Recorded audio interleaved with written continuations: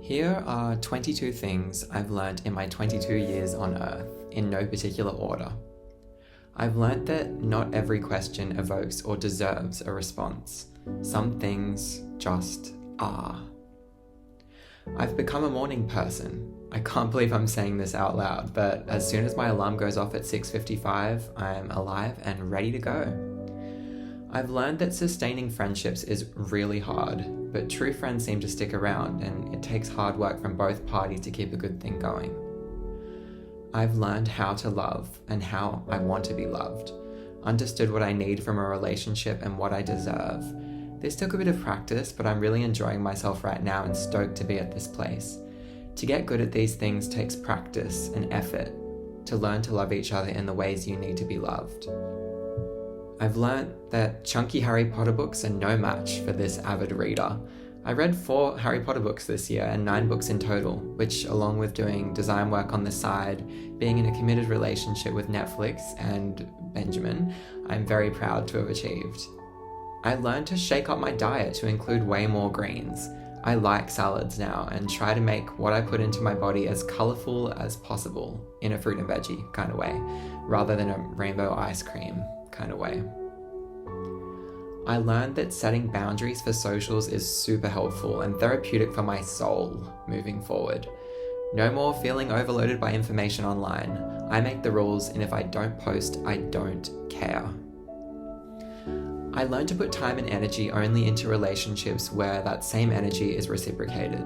I used to get hurt and exhausted from trying to make people like me, to be this bubbly, carefree guy who's just so unaffected.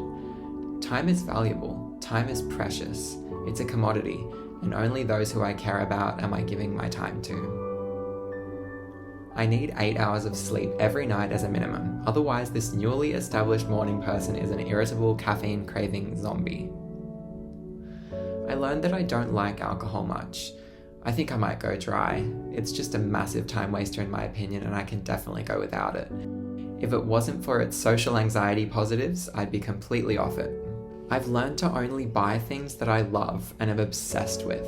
I used to buy for brands and sometimes buy for function. Now I buy less stuff and more of what makes me feel special, and I just appreciate things so much more because of it. Art is therapy. Immersing myself in a world of choice, or someone else's, has been super healing in times of emotional turbulence.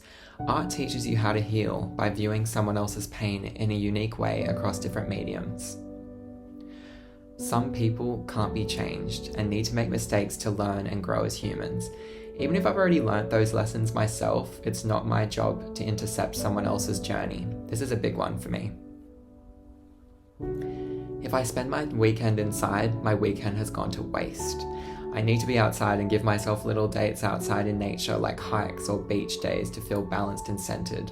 Even if it's just for half an hour every day, it matters. Invest in experiences. Do cool shit and soak it all in. A change of scenery once in a while has transformative powers. I've learnt the importance of loyalty. It's something you can definitely take for granted. Friendships can be super fun in concentrated short bursts, but unknowingly fleeting. You never know how truly fleeting they are until they've dissolved and you wonder what went wrong. Creating history with someone and being able to keep it going and look back on decades of memories, growth, and changes is what makes me feel warm and fuzzy inside. I've understood fully that everything happens for a reason, and I realize that that is a blessing in itself.